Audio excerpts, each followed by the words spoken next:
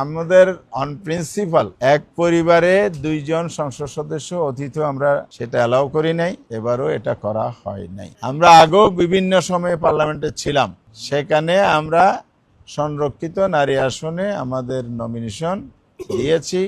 আমাদের নারীগণ যথেষ্ট যোগ্যতার সাথে ভূমিকা পালন করেছে। সরাসরি নির্বাচনটা ম্যান্ডেটরি বিষয় নয়, আমাদের আরপিওতেও নয়, আর আমাদের সংবিধানও নাই।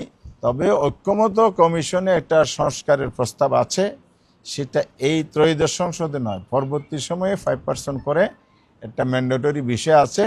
সে বিষয়ে আমরা দলীয় ফোরামে আলোচনা করে যখন সিদ্ধান্ত নেব তখন আমরা জানতে পারব। আমাদের অন প্রিন্সিপাল এক পরিবারে দুইজন সংসদ সদস্য অতিথি আমরা সেটা অ্যালাউ করি নাই, এবারও এটা করা হয় নাই। তো এটা অন প্রিন্সিপাল আমাদের দলের সিদ্ধান্ত অনুযায়ী আমরা করেছি। উনি আমিরি জামাতের স্ত্রী হেভিওয়েট শুধু নয়, তার সাথেও জামাত ইসলামের ডজন ডজন আমাদের হেভিওয়েট প্রার্থী আছে। জাতির সামনে তুলে ধরার মতো, দেশ পরিচালনার মতো যোগ্য নারী নেতৃত্ব আমাদের আলহামদুলিল্লাহ আছে।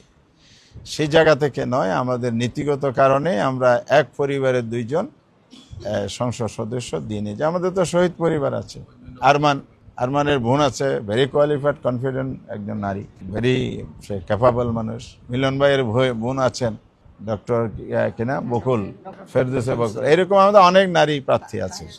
এবং আমাদের ডাক্তার তাহের ভাই ডেপুটি লিডার, যিনি ডাক্তার হাবিবা চৌধুরী ছুটি, আরও অনেকে নাম বললে তো ডজন বলা যায়। বিশ্ববিদ্যালয়ের শিক্ষক, প্রকৌশলী, ডাক্তার, পেশাজীবী, দক্ষ রাজনীতিবিদ আছেন।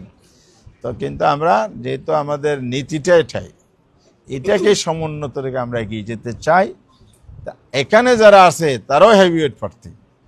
কাউকে আমরা যে 8 জন দিয়েছি আলহামদুলিল্লাহ দলীয় একেবারে দলকে রিপ্রেজেন্ট করছে বিভিন্ন লেভেলে। আবার এনসিপিএম এন্ড আদার যারা দিয়েছে, আমরা দেখেন প্রোফাইল দেখেন, ডাক্তার, ইঞ্জিনিয়ার, সুশিক্ষিত, উচ্চশিক্ষিত এখন নারীরা আছেন।